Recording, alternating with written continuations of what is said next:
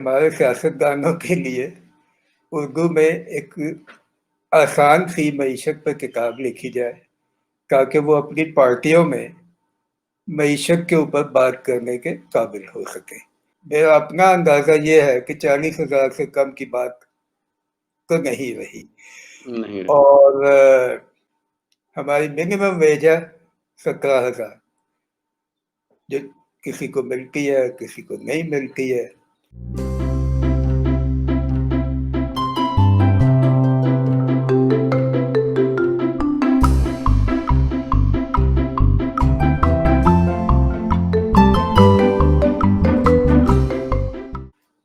السلام علیکم ناظرین، پروگرام بات سے بات میں بلال نقیب کی جانب سے آپ سب کو خوش آمدید.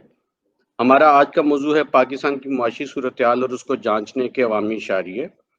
اور ہمارے ساتھ شریک گفتگو ہیں ڈاکٹر پرویز طاہر صاحب. آپ ماہر معاشیات ہیں اور کئی قومی اور بین الاقوامی اداروں میں پالیسی سازی، پلاننگ اور تدریس کے شعبوں میں اپنی خدمات انجام دے چکے ہیں.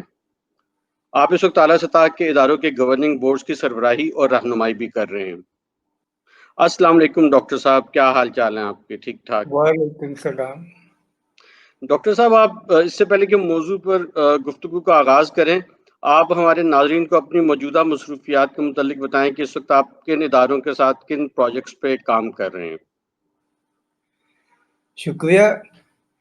اس وقت تو میں آپ کی طرح اخباروں میں لکھتا ہوں. جی اچھا. اس کے بعد کہیں کہیں پڑھاتا ہوں، جیسے Pakistan institute of development economics ہوا. اور یہ کنسلٹنسی پروجیکٹس میں نے نہ پہلے کبھی کیے تھے نہ اب کرتا ہوں. شکریہ. اس میں جو گفتگو کا آغاز میں کرنا چاہوں گا وہ یہ ہے کہ حکومت اس وقت سمجھ رہی ہے یا ان کے جو نمائندے ہیں وہ ہمیں بتا رہے ہیں کہ معیشت اپنے ایک مشکل وقت سے گزر چکی ہے اور اب بہتری کے جانب سفر کا آغاز ہو چکا ہے. تو آپ اس سے کس حد تک اتفاق کرتے ہیں اور کیا آپ یہ سمجھتے ہیں کہ اگر یہ بہتری آ رہی ہے تو اس کو ایک عام آدمی بھی جلد محسوس کر سکے گا؟ مشکل وقت تو تھا، اس میں تو کوئی شک نہیں ہے. اس میں کس کی کتنی کنٹریبیوشن ہے وہ ایک الگ بحث ہے، لیکن تھا مشکل وقت. تو اس مشکل وقت کے لیے جو سٹینڈرڈ پرسکرپشنز ہوتی ہیں انہوں نے بھی استعمال کی. آئی ایم ایف کے پاس گئے، دنیا جہان سے قرضے لیے، ملک کے اندر بھی خوب قرضے لیے. تو ان سب چیزوں کے نتیجے میں جس کو ہم میکرو اکانومی کہتے ہیں، اس کے جو سٹینڈرڈ اشاریے ہوتے ہیں ان میں تو کچھ بہتری شروع ہو گئی.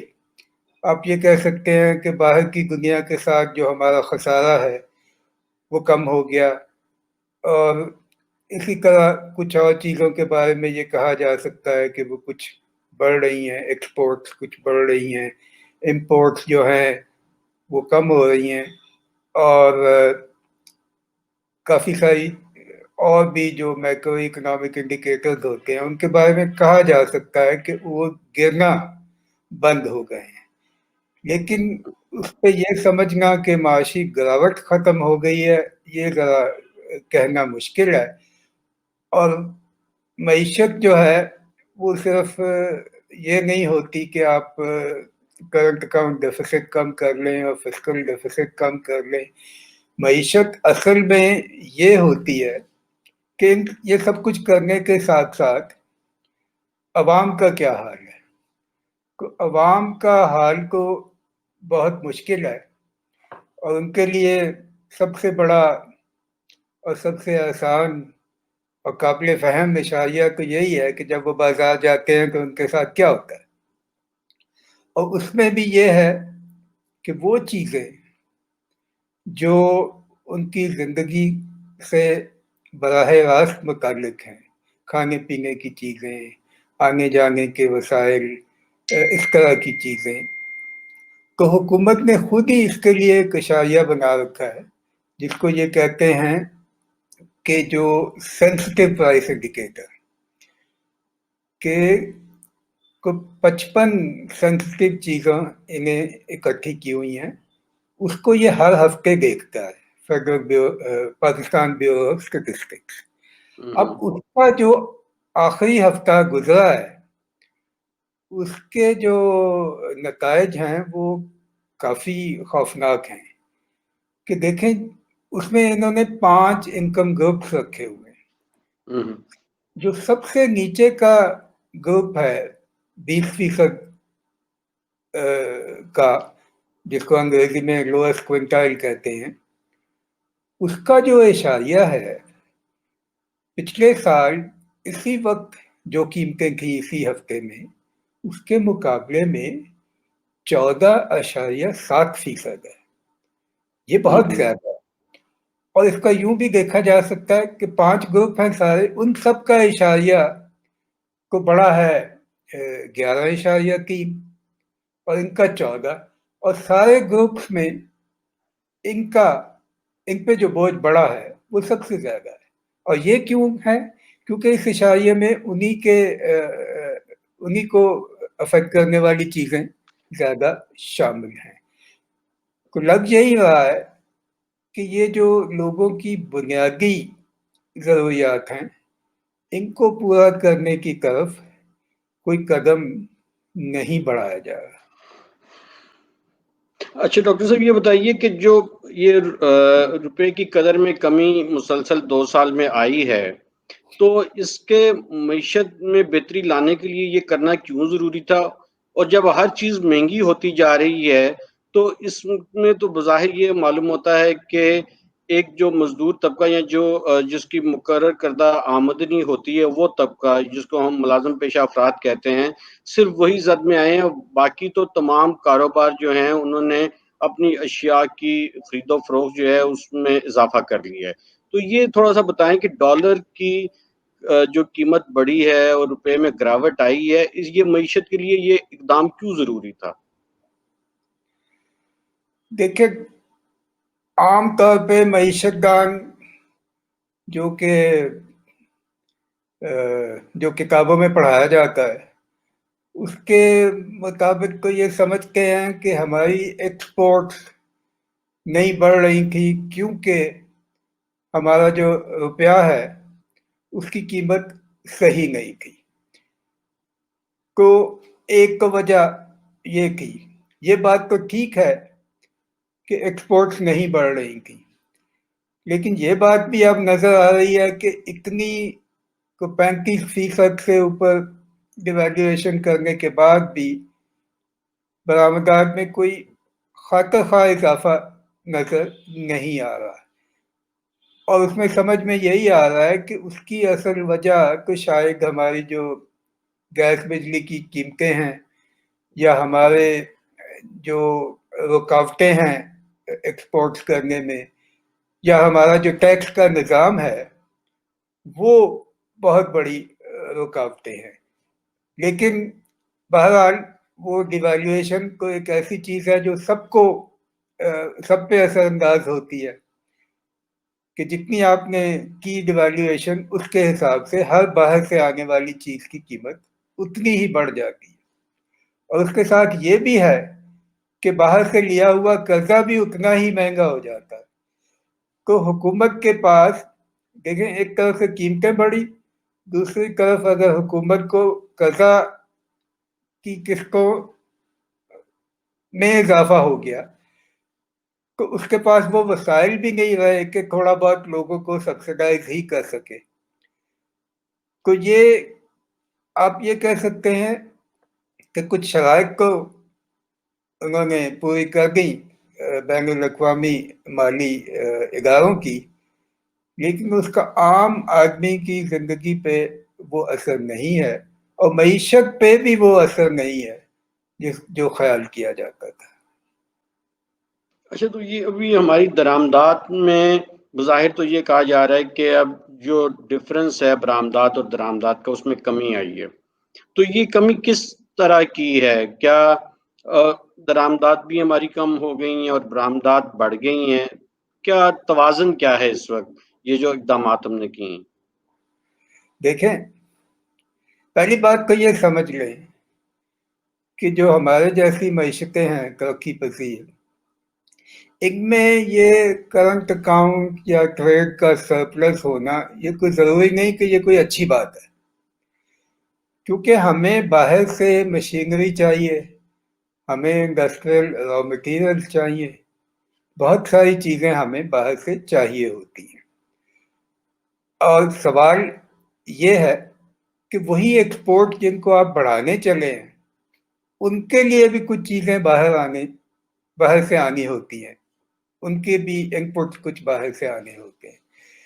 تو مسئلہ یہ نہیں ہے کہ آپ سرپلس ہیں یا ڈیفیسٹ ہیں، مسئلہ یہ ہے کہ آپ کی معیشت کی نشو و نما ہو رہی ہے یا نہیں ہو رہی، کیونکہ معیشت چلتی رہے تو آپ چاہے قرض لیں تو اس کی ادا کرنے کی آپ کے پاس صلاحیت ہوتی ہے، آپ کی امپورٹس بڑھ جائیں تو آپ ان کے لیے پے کرنے کی صلاحیت رکھتے ہیں اگر آپ کی ایکسپورٹس بھی بڑی ہوئی ہیں۔ تو اس لیے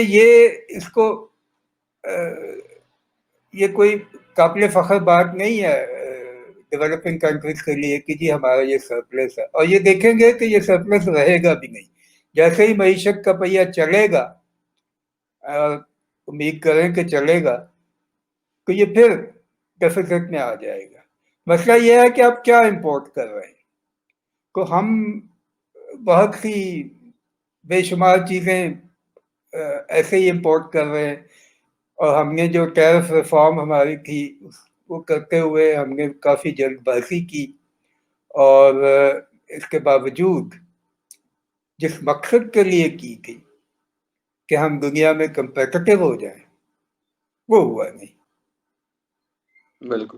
اچھا، ایک طرف ہم جب سمجھتے ہیں کہ ڈالر کے نسبت جب روپے کی قدر میں گراوٹ آتی ہے تو جو امپورٹس ہیں ان میں ایک سمجھ میں آتی ہے بات کہ وہ قیمتیں بڑھ جاتی ہیں۔ دوسری جانب جو ہماری اندرونی پیداوار ہیں جس میں گندم ہے، کپاس ہے، آٹا، چینی، دالیں، ان کی پرائسز تو نہیں بڑھنی چاہیے کیونکہ اس میں تو کوئی ایسا فیکٹر انوالو نہیں ہوتا، تو وہ قیمتیں کیوں اتنی ہوشربا بڑھ رہی ہیں اور ہم اس پہ قابو پانے میں ناکام ہیں؟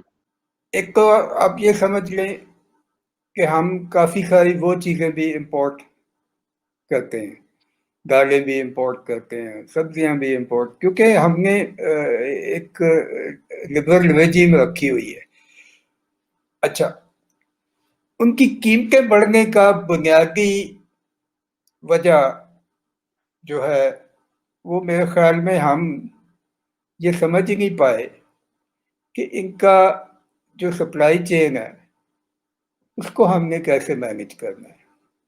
آپ یہ دیکھیں کہ یہ جو سبزیوں اور دالوں کی قیمتیں ہیں اس کا وفاقی حکومت سے کیا تعلق ہے؟ آپ اسی چیز کو چھیڑتے ہیں جس پہ آپ کا کنٹرول ہو۔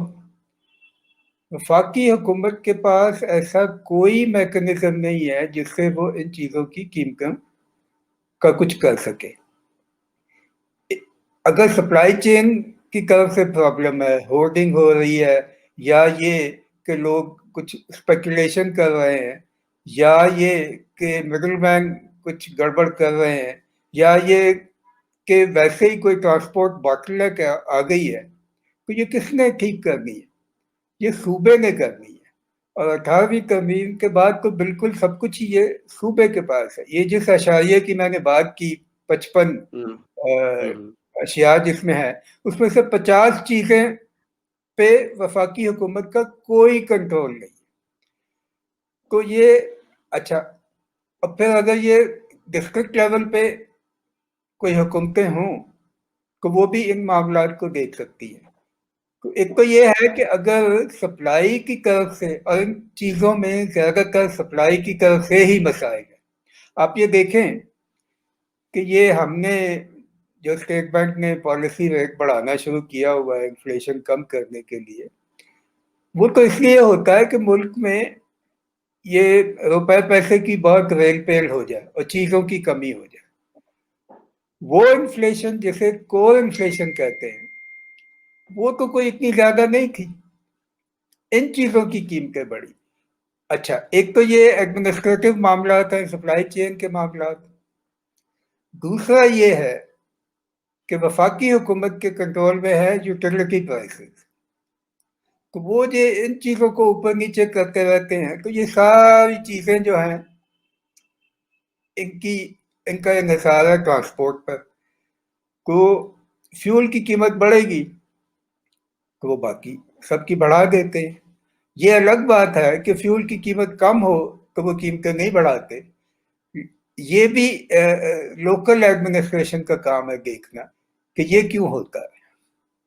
یہ بتائیے کہ ایک عام آدمی جو ہے وہ اپنی قوت خرید میں اضافے یا کمی کو، ظاہر ہے کہ وہ خریداری سے ہی پتہ چلتا ہے کہ جو وہ سودا سلف لا رہا ہے اس میں پہلے کتنے پیسوں میں وہ سودا سلف آتا تھا، اب کتنے پیسوں میں آتا ہے، تو اس کو قوت خرید کا اندازہ اس حوالے سے تو ہو جاتا ہے. لیکن اپنی اجرت کا تعین کرنا کہ آپ اپنی قوت خرید کو مینٹین کر سکیں یا اس کو برقرار رکھ سکیں، وہ کیسے ممکن ہے ایک عام آدمی کے لیے؟ دیکھیے، ایک عام آدمی کے لیے تو یہاں بالکل ہی ممکن نہیں ہے. جن کے لیے کچھ قوانین موجود ہیں منیمم ویج کے، ان کے ساتھ بھی یہی کچھ ہوتا ہے. تو یہ تو ذرا ہماری معیشت میں اس کے بارے میں یہی کہا جا سکتا ہے کہ عام آدمی کا کوئی پرسان حال نہیں ہے، آرگنائز لیبر کا کوئی پرسان حال نہیں ہے. تو بالکل عام آدمی کا کیا حال ہوگا. اور منیمم ویج بہت سارے اداروں پہ اور ایگریکلچر کے پورے سیکٹر پہ وہ لاگو ہی نہیں ہے. اور لاگو ہو بھی جہاں ہے تو ان پہ عمل کرانے والے ادارے کمزور ہیں. اور اگر دیکھا جائے کہ یہ جو یونین ہیں ہسٹوریکلی اب ان کی ممبرشپ بھی کم ہو رہی ہے. تو یہ تو اس طرح کے حالات ہیں. عام آدمی کی تو امید یہی ہے کہ معیشت کا پہیہ چل پڑے، روزگار کے مواقع بڑھے، اس کو روزگار مل جائے تو اس کا کام چلتا رہے گا. آپ یہ سمجھتے ہیں کہ بے نظیر انکم سپورٹ پروگرام ایک ریلیف ہے بہت ہی پسے ہوئے طبقات کے لیے، اور اس طرح کے پروگرام کو کیسے بہتر بنایا جا سکتا ہے تاکہ جو سبسڈی ہے وہ مستحق افراد تک پہنچے؟ ابھی آج ہی میں سن رہا تھا کہ بے نظیر انکم سپورٹ پروگرام میں کچھ بے قاعدگیاں بھی پائی جا رہی ہیں اور وہ سندھ سے کچھ ایسے کیسز سامنے آ رہے ہیں.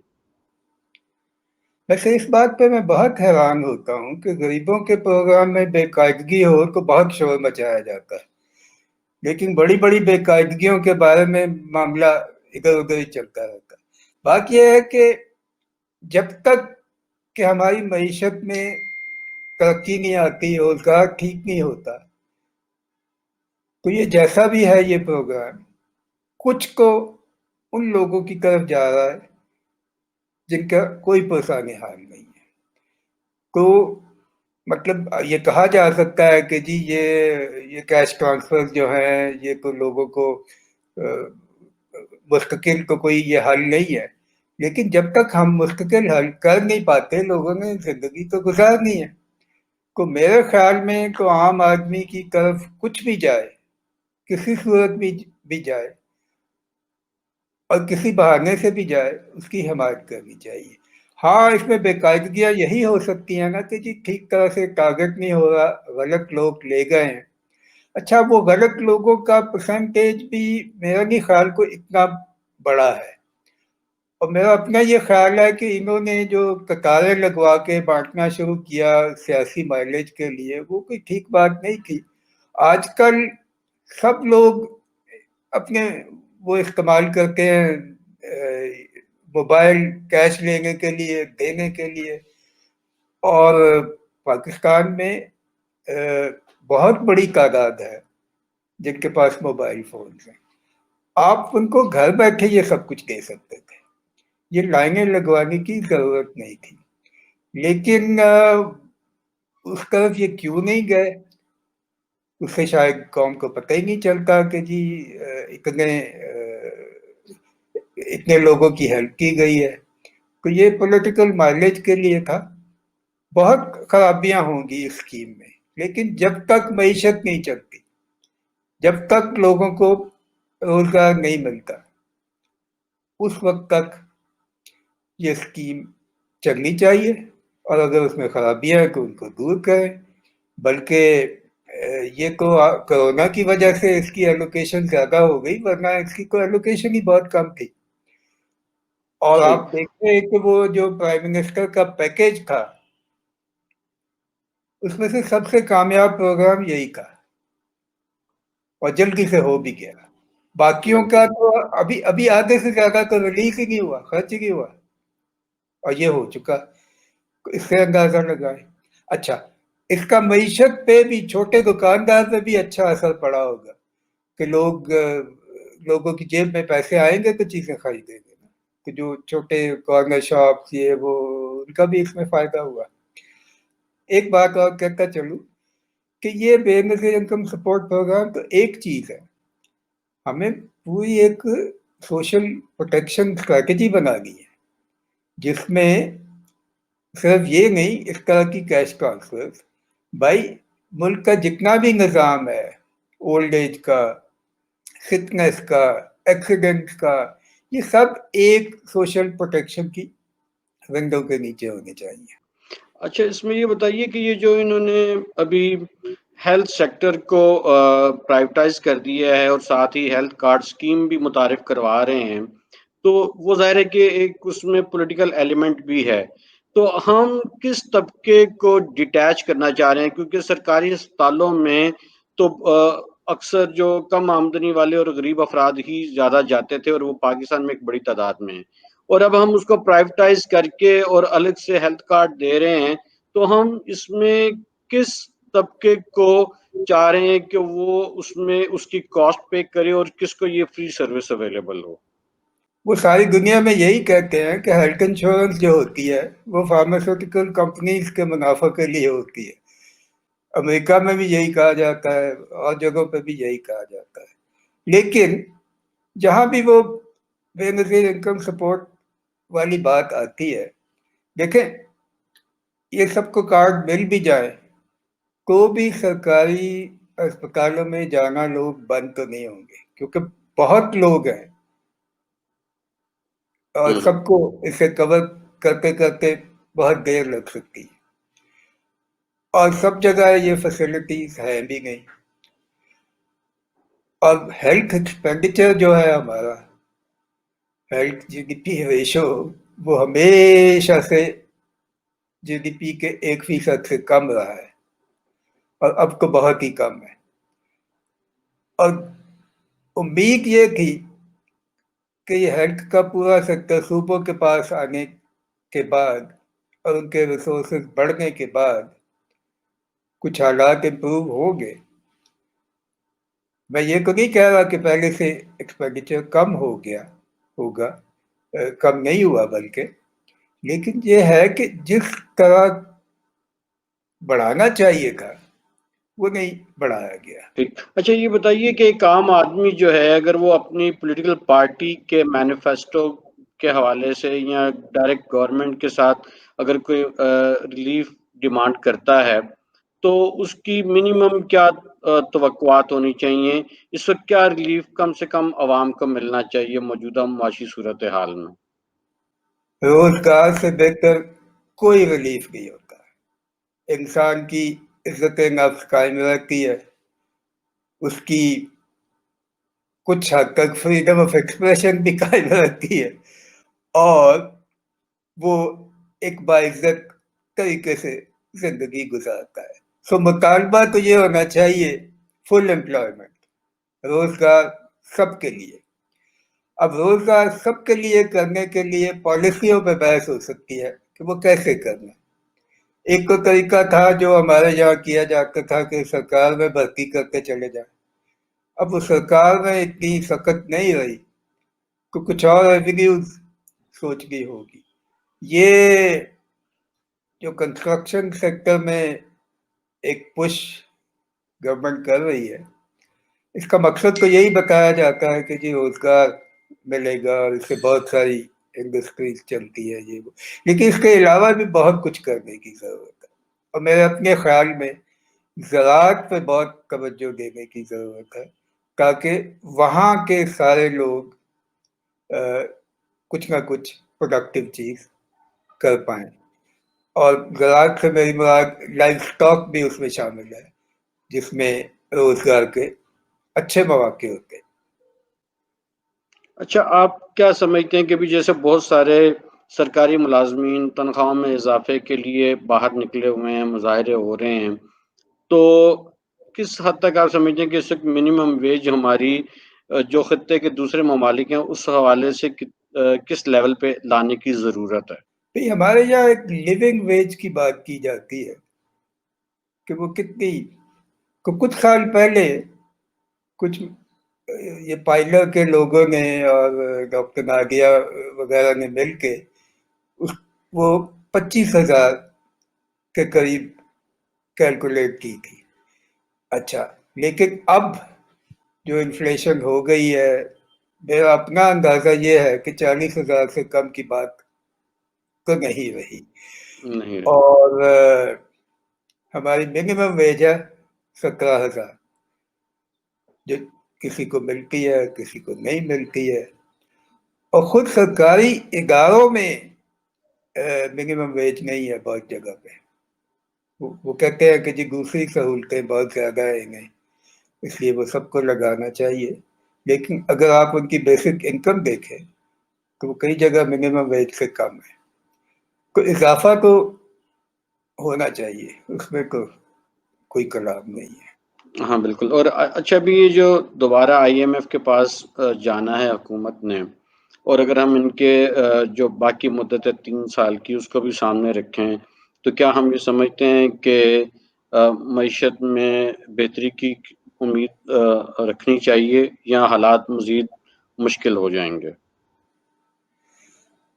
بھئی آج تک تو ایسا نہیں ہوا. IMF کا پروگرام کمپلیٹ ہوتے ہی حالات وہی کے وہی ہیں رہ جاتے ہیں. IMF کے پروگرام کے دوران ہمیں بتایا جاتا ہے کہ بس یہ پروگرام ختم ہو جائے، ہماری ریفارم مکمل ہو جائے تو اس کے بعد ٹھیک ہو جائے گا. آج تک تو یہ ہوا نہیں، دنیا میں کہیں بھی نہیں ہوا، یہاں بھی نہیں ہوگا. تو یعنی ایسی کوئی توقع نہیں پالنی چاہیے، اور جیسے چل رہا ہے سلسلہ اسی میں ہی کچھ دیکھیں اگر کوئی بہتری کی امید نکل جب جاتی ہے. تک یہ خود بیٹھ کے نہیں سوچیں گے کہ اس ملک کو کیسے آگے بڑھانا، یہ باہر کی ایڈوائس قرضہ دینے کے لیے ہوتی ہے اور پھر ہماری ریفارم اسے واپس کرنے کے لیے ہوتی ہے. عوام کے لیے اس میں کچھ نہیں ہے. چلو اچھا ڈاکٹر صاحب، ہم 2 سوال آخر میں اپنے ہر مہمان سے پوچھتے ہیں، وہ میں آپ سے بھی پوچھنا چاہوں گا. آپ یہ بتائیے کہ آج کل کون سی کتاب زیر مطالعہ ہے، اور آپ کون سی کتاب ناظرین کو سجیسٹ کریں گے کہ وہ بھی اس کا ضرور مطالعہ کریں؟ کتابیں پڑھنے کا تو زمانہ ہی گیا. میں آپ کو دلچسپ بات بتاؤں کہ میں نے یہ جو Pakistan institute of development economics سے پڑھانا شروع کیا تو میں نے تو یہی کہا کہ میں نے کچھ نہیں پڑھانا، کتابیں ہیں یہ ہر ایک نے ایک کتاب پڑھنی ہے اور اس کتاب کے اوپر پھر کلاس کو بتانا ہے کہ اس نے کیا پڑھا، اس کا کریٹیک. تو اس میں بہت مزہ آیا. لوگوں نے پہلی دفعہ کارل مارکس کی کتابیں پڑھی، ایڈم اسمتھ کی کتابیں پڑھی، اور مارکس کی پہلی دفعہ خود پڑھی، اور کچھ اپنے لوگوں کی بھی پڑھوائی میں نے.